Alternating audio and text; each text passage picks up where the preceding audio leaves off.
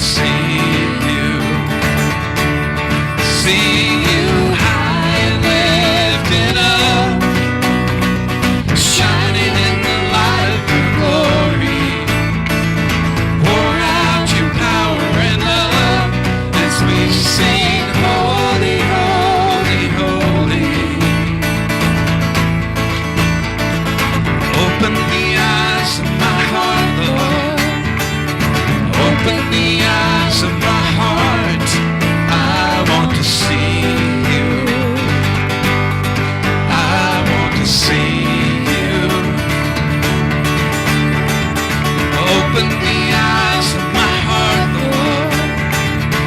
Open the eyes of my heart. I want to see you. I want to see you. To see you high and lifted up, shining in the light of your glory. Pour out your power and love as we sing, holy, holy, holy. Holy, holy, holy. Holy, holy, holy. Holy, holy, holy. I want to see you. Holy, holy, holy. Holy, holy, holy. Holy, holy, holy. I want to see you. See you high and lifted up, shining in the light of your glory. Pour out your power and love as we sing, holy, holy, holy. Holy, holy, holy. Holy, holy, holy. Holy, holy, holy. I want to see you.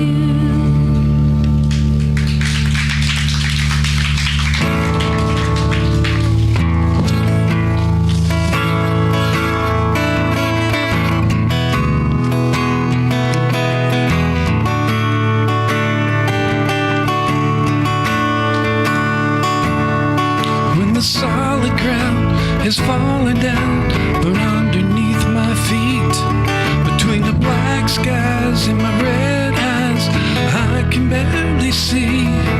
And when I'm feeling like I've been let down by my friends and my family, I can hear your word reminding me, in the eye of the storm, you remain in control. In the middle of the war, you guard my soul. You alone are the anchor when my sails are torn. Your love surrounds me in the eye of the storm.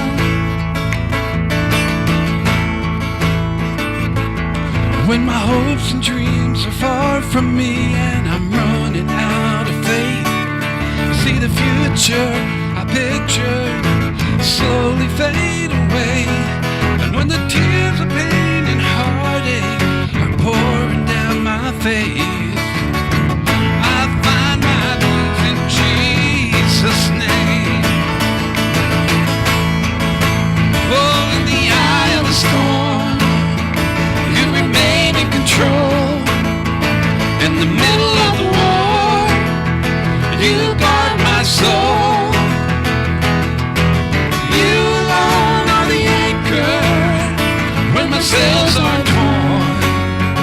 Your love surrounds me in the eye of the storm. And when they let me go and I just don't know how I'm gonna make ends meet, I did my best and I'm scared to death I might lose everything. And when the victim kills my baby girl and there's nothing I can do,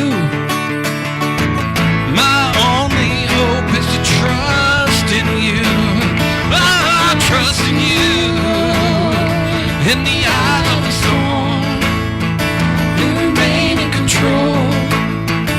In the middle of the war, you guard my soul. You alone are the anchor when my sails are torn. Your love surrounds me. In the eye of the storm, in the eye of the storm, you remain in control. In the middle of the war, you guard my soul. You alone are the anchor when my sails are torn. Your love surrounds me. In the eye of the storm, in the eye of the storm, you remain in control. In the middle of the war, you guard my soul. You alone are the anchor when my sails are torn. Your love surrounds me. In the eye of the storm.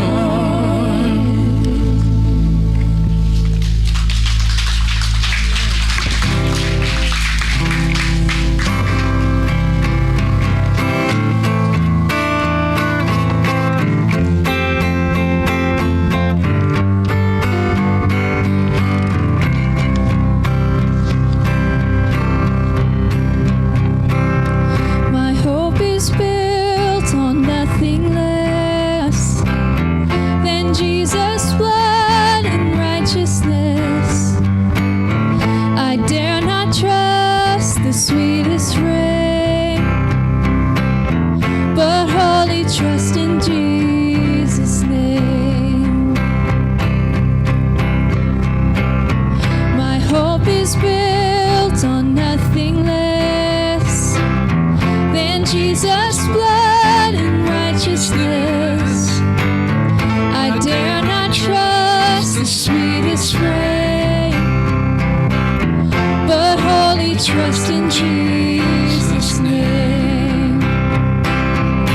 Christ alone, cornerstone, weak made strong in the Savior's love through the storm. He is Lord, Lord of all.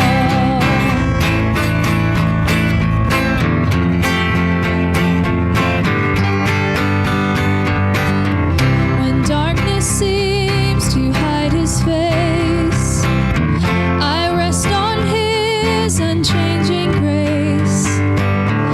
In every high and stormy gale, my anchor holds within the veil. My anchor holds within the veil. Christ alone, cornerstone, weak made strong in Savior's love through the storm. He is Lord, Lord of all.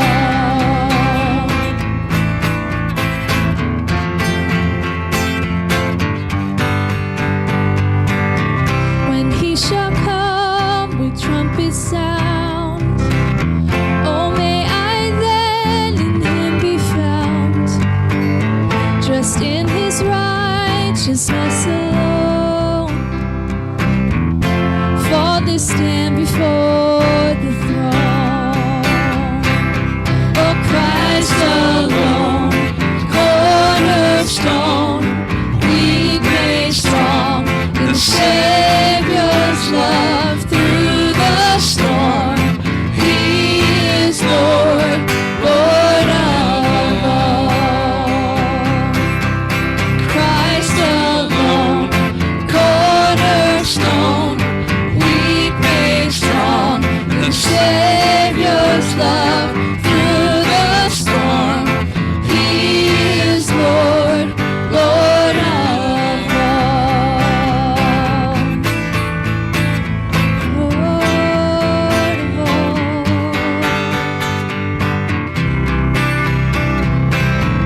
We worship you.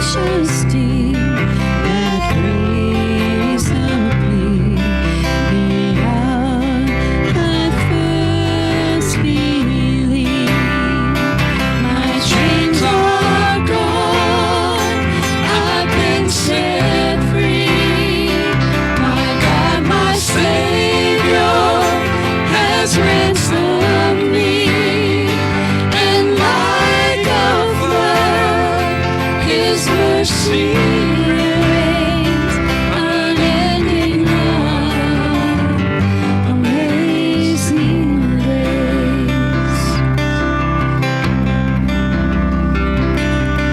The Lord has promised good to me. His word, my hope secures. He will my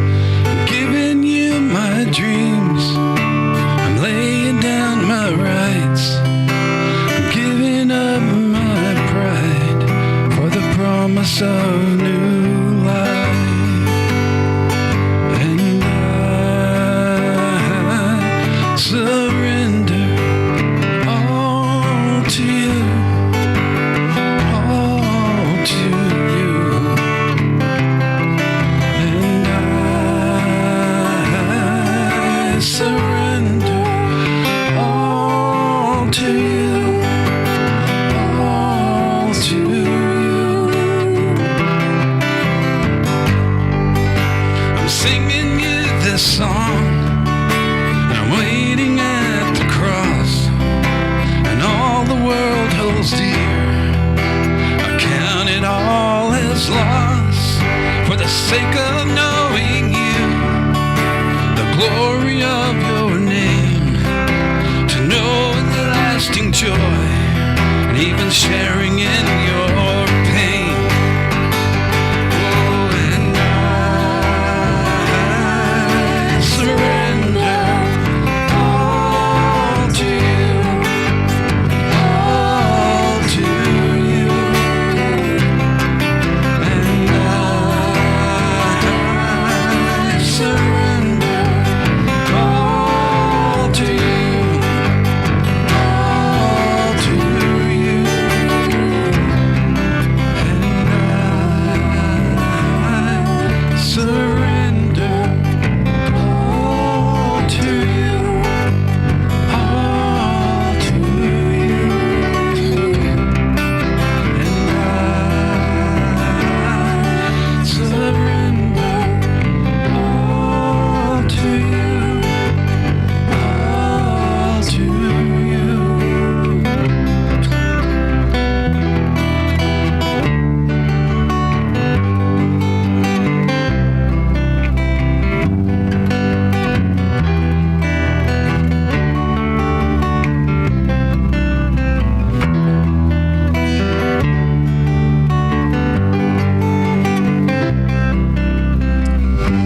We like to take an opportunity every service here at Potter's House to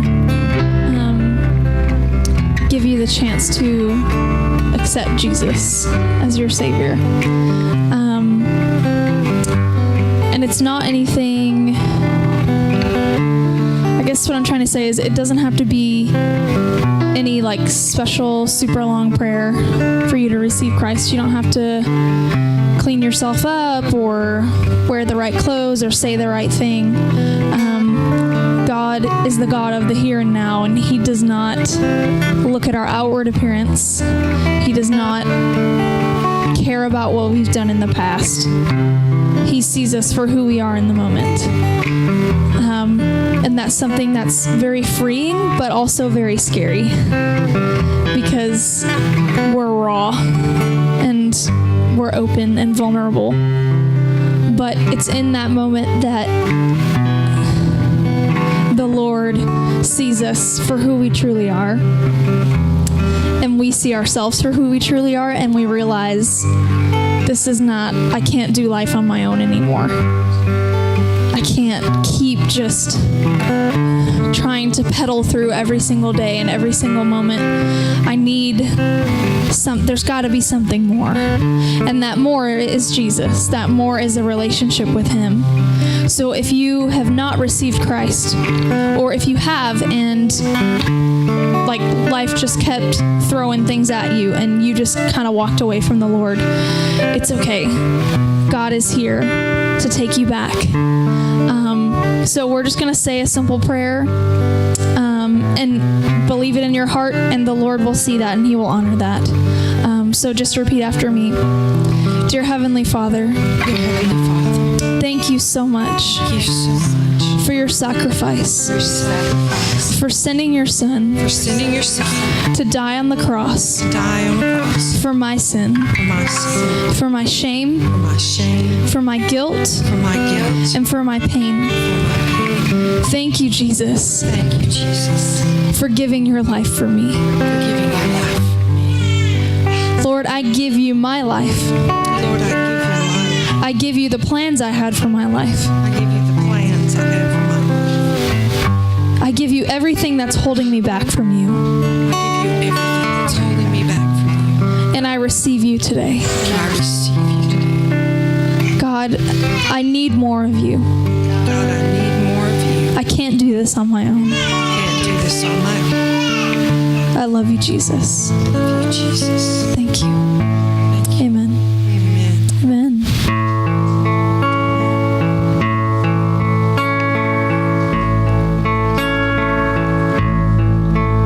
There was a time in my life I searched to be free.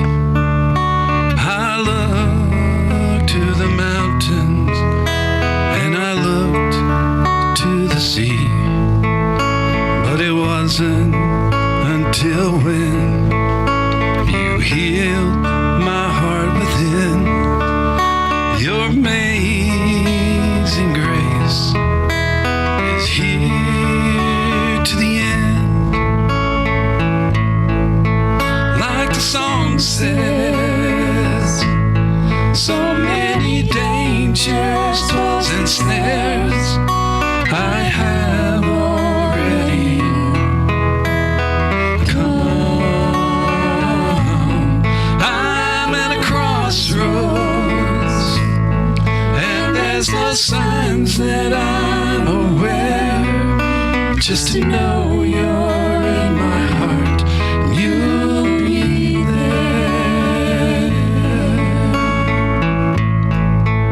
Well, I know I can't be done, like I know as sure as the sun. Your grace will find me when the morning comes.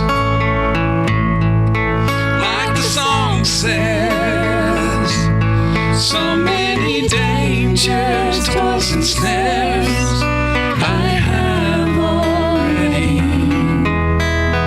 come.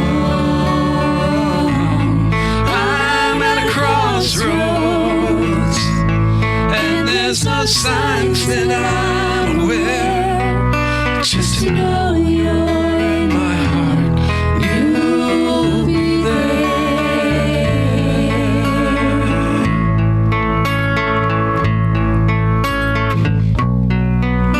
You're in my heart. Oh, you're in my heart. Like the song says, so many dangers, toils, and snares I have already come. I'm at a crossroads, and there's no signs that I'm aware. Just to know you're in my heart, and you'll be there. Just to know you're in my heart, and you'll be there.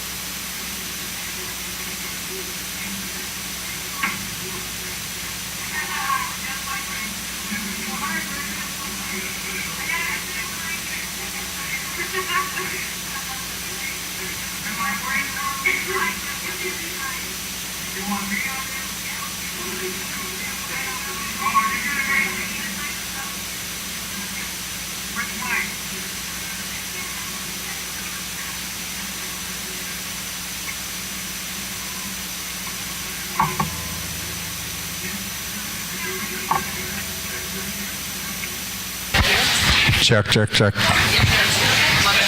One of these days, I'm going to buy a nice little harness that goes right on the throat so everybody can be hands-free.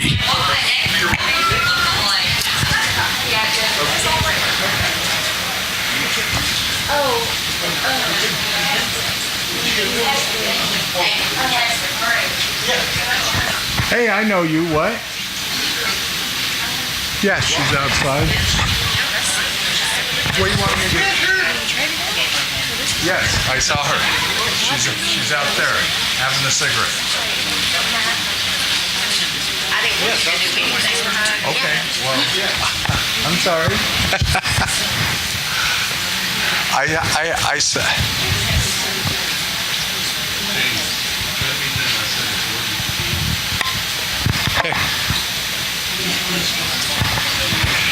Hi, family. My name is Jamie, and I am a member of Potter's House here, and I am also an alcoholic and an addict. My sobriety date is September 4th, 1990, and the only reason that I mention that is not to impress anyone. It's to impress upon you that you can stay clean and sober one day at a time and never have to pick up a drink or a drug again. With the exception of the designer drugs out on the market today, I probably use just about everything and put everything in my body to make me feel different than who I was so I wouldn't have to feel the pain.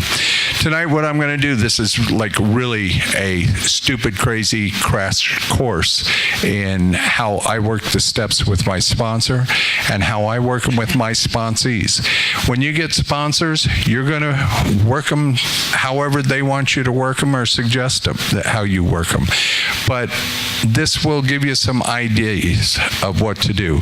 Because one of the things that often happens is you come into the programs of recovery and we hand you a book, we hand you some literatures, we say, here, take our phone number, read this, and we don't reach out to you enough more to help you.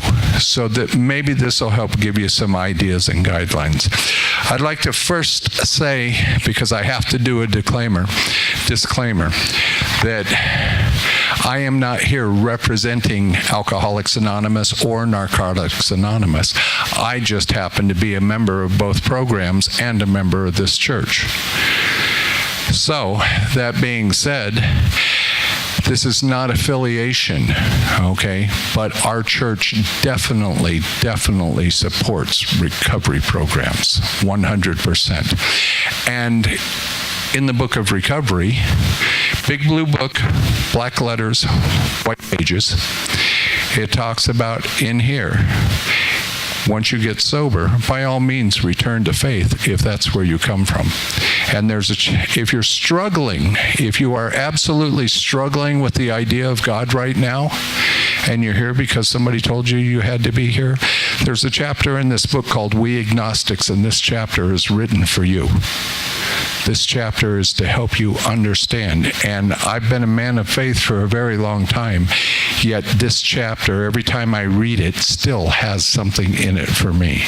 So I hope that this will be your pathway to God. Okay, so let's get started. Step one, I like to break into two parts.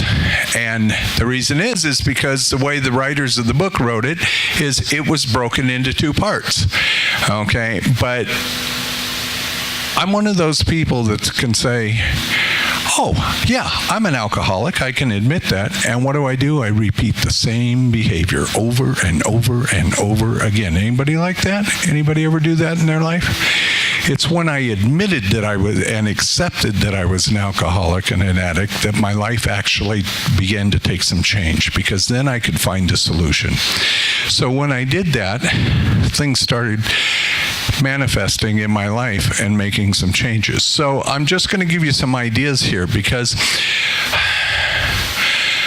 I've been in purgatory for the last 48 hours with my job and trying to get here and all of these other things going on in life, because that's how life is. So does anybody try and control people, places, things, bosses, children, parents, all of that stuff in your life? Other addictions, sexual addictions, use it as a tool of control and manipulation or anything like that? We all use all that kind of stuff as part of our learned behavior in life. So what I try and do with my sponsees is I take and have them draw a line right down the middle of a page, and this is what one of the reasons we passed out the books is so that you have some tools to work with. So they're yours. Use them to journal, use them to write, use them to figure out what's going on and what works for you.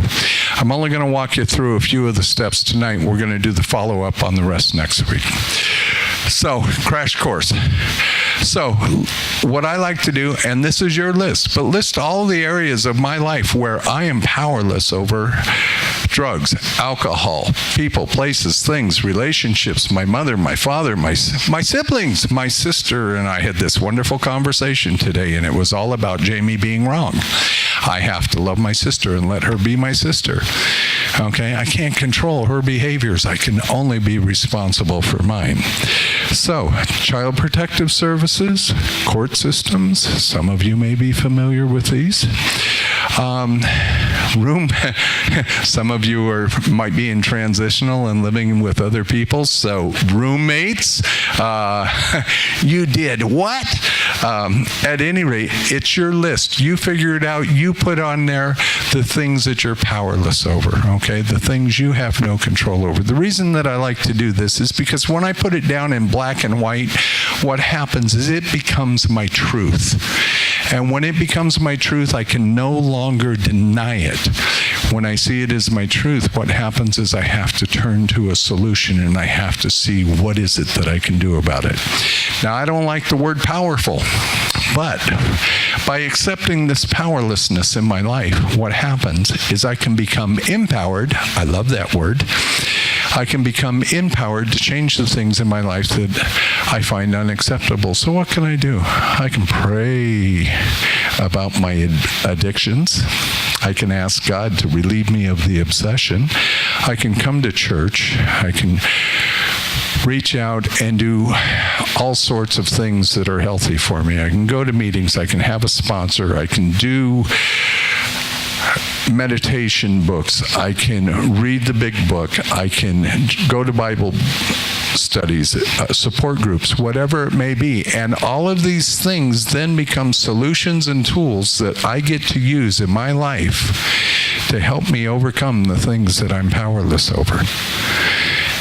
And I just like to do that because when I do that, it becomes my truth and it becomes my solution. Does that make sense? Any questions? Okay, good. You're an easy crowd. Gosh, and I've got a couple of sponsees in the room. You would think they'd put me on the spot here. Okay, step 1, section B. This is the part that is specifically written in Jamie's big book where it says Jamie is not qualified to be in upper management. What's that mean? It means I don't get to make decisions anymore. It means I develop a relationship with God or a higher power of some sort. Maybe at first it's just a group of drunks, good orderly direction, better behaviors, some role models in my church, whatever it may be, but it becomes good orderly direction in my life.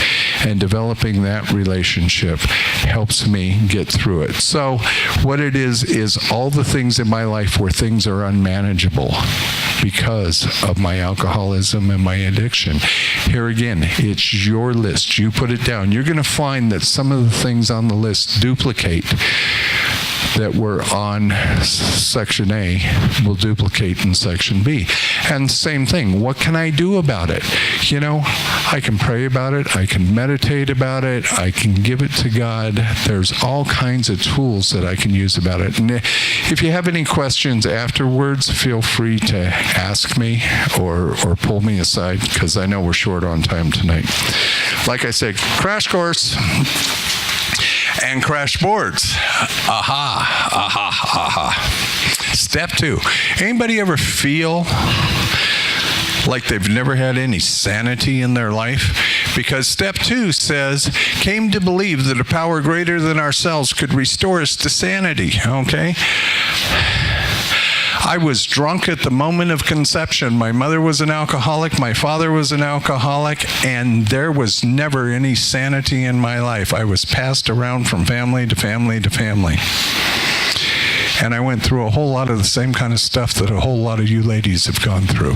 Because, it happens to us men too. So, the bottom line is, how do I become restored to something I never had? So what I had to do with this step, for me to understand it better, is I drew a line one more time. And what I did was I listed my behaviors prior to coming into the program of Alcoholics Anonymous. What I was doing, drinking, drugging, sleeping around with women that I wasn't married to, especially when they had husbands with shotguns. Just bad behaviors, in and out of institutions, whatever it may be. Here again, this is your life. You're telling your story. So when I get to the sanity part, what is it I'm doing today in my life? I'm going to meetings. I'm active in recovery. I'm involved with God. I've asked God into my life. I'm going to church. I'm being of service to others and making a commitment to help others. If you take a look at these things in your life, what will happen is you'll start to see blessings manifest, and you will see that step 2 is a gift, and God is blessing your life and restoring you to sanity, or at least giving you something you never had. I think it's a pretty cool concept. Step 3. Okay. Turning my will and my life over to the care of God as I understand Him. I like to think of it as God as I don't understand Him, because I don't understand God very well at all. And I love the Bible. I love the Word, but some of it's real confusing to me. So, what do I have to do here? For me, I just simply have to say help. And turning my will and my life over, what does that mean? That means my will is my thoughts, my life is my actions and behaviors. Just that simple. My thoughts and my actions and behaviors. And some days, as some of the people that I work with can tell you, I don't have very good actions and behaviors because I'm still spoiled rotten. I still act out, and I'm 28 years sober almost. I'm human too. The great thing about going through the steps of Alcoholics Anonymous is that it will teach you as you go through the process of learning how to clean your own house and become responsible for yourself, that you will learn how to make amends. And you will be very uncomfortable to do something wrong and try and stay in that place.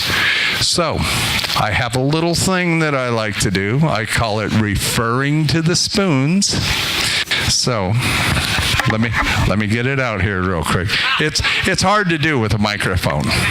So, in the 12 and 12 of Alcoholics Anonymous, at the end of step 3, it says that, and we've all been taught, we have God's will and we have our free will. And so what it says is, it says that when we take the free will that God has given us and we take and make it align and conform with what God's will for us is, that is the proper use of free will.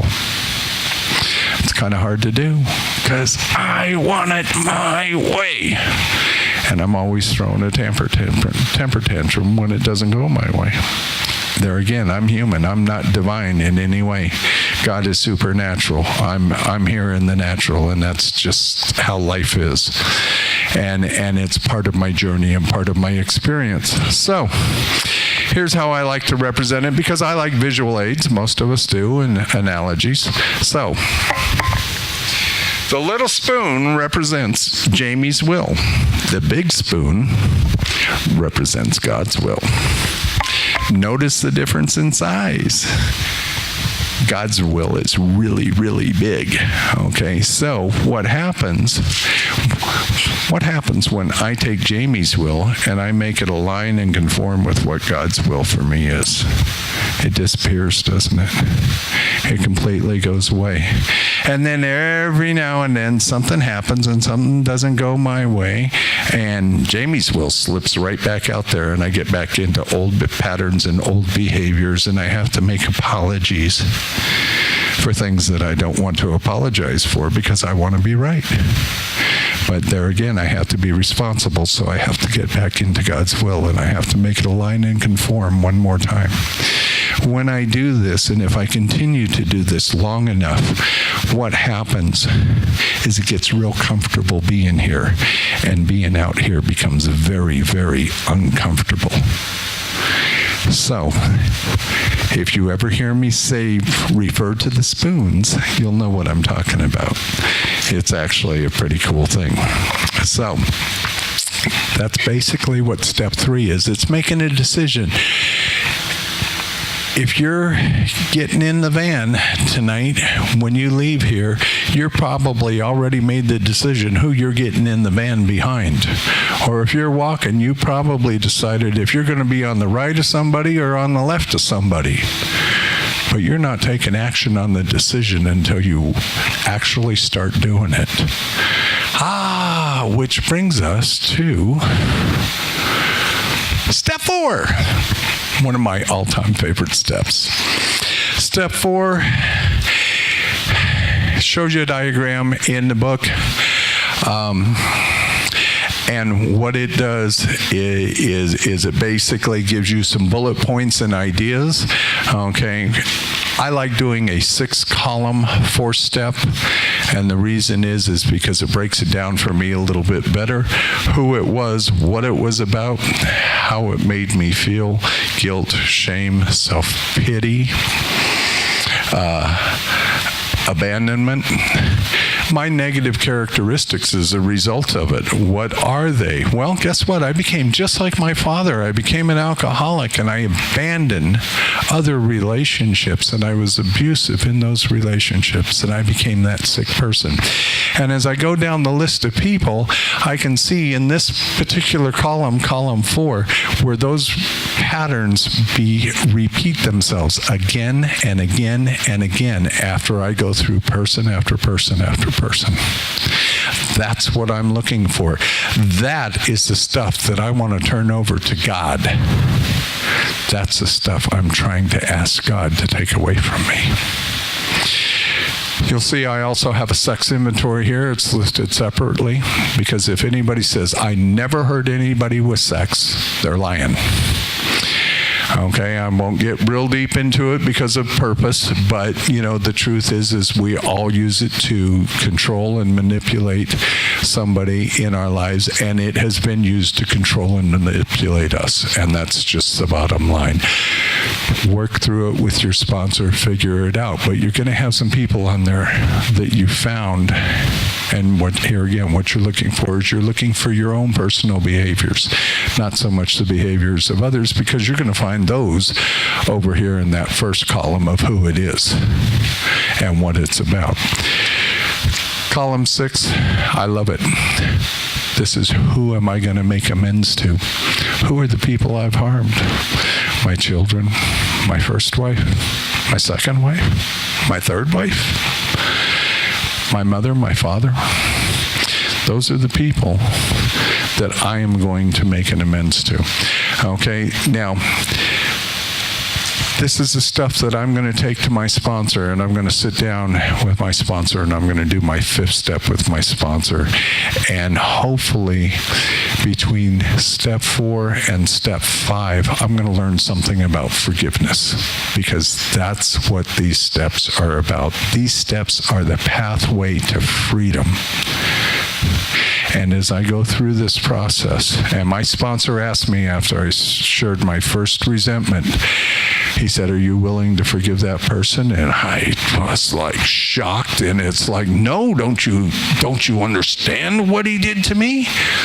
And as I thought about it, and if it's true what we ask in the Lord's Prayer, to be forgiven as we forgive, not if we forgive, not when we forgive, but as we forgive, then it only made sense to me that I needed to forgive and develop the spirit of forgiveness in my heart.